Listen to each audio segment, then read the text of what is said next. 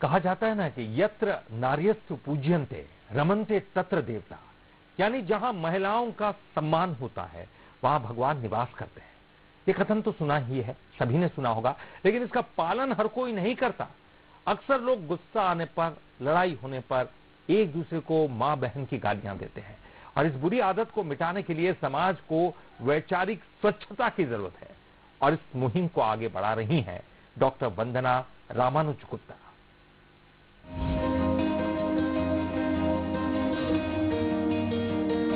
पेशे से gynaecologist doctor वंदना पिछले 1 दशक से मेडिकल प्रैक्टिस छोड़कर स्कूल, कॉलेज और अलग अलग जगहों पर जाकर लोगों को माँ, बहन और बेटी जैसे शब्दों को गाली के तौर पर इस्तेमाल न करने की शपथ दिलाती हैं।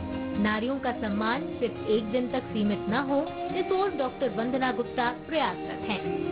माँ, बहन, बेटी की गालियाँ इतना खराब शब्द है और आधी आबादी को इतना ज्यादा दुखी करता है ये, जहाँ हम इतना महिलाओं को पूजते हैं, बेटियों को मानते हैं, और लड़ाई इसी शब्द से होती है।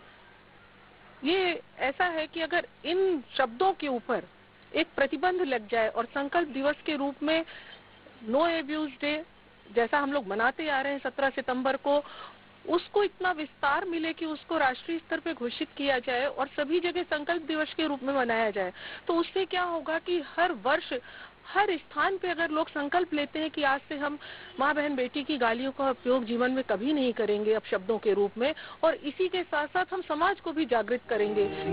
कहीं न कहीं इस अभियान का असर नजर भी आता है। एक प्राइवेट स्कूल के टीचर बताते हैं कि वो हर बात में गाली दिया करते थे, लेकिन वंदना गुप्ता की इस मुहिम से जुड़ने के बाद उन्होंने इसकी गंभीरता समझी और गाली देने की आदत से तौबा कर ली।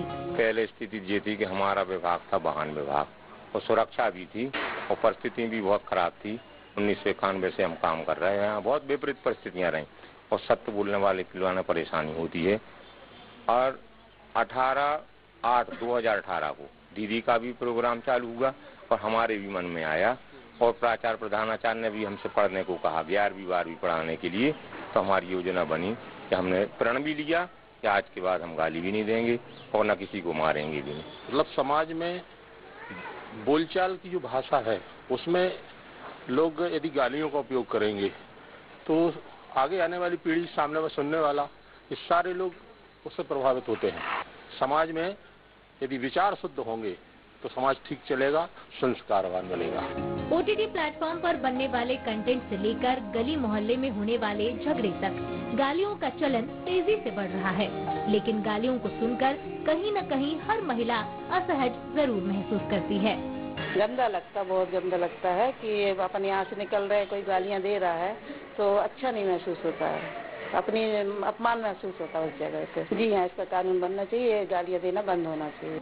जिस देश और समाज में एक और माँ, बहन और बेटियों की पूजा होती है, वहीं दूसरी ओर उन्हीं शब्दों का इस्तेमाल गालियों में होता है। एक समाज के तौर पर हम सभी के लिए ये गहन चिंतन का विषय है। मनीष तिवारी, बंसल न्यूज, सागर।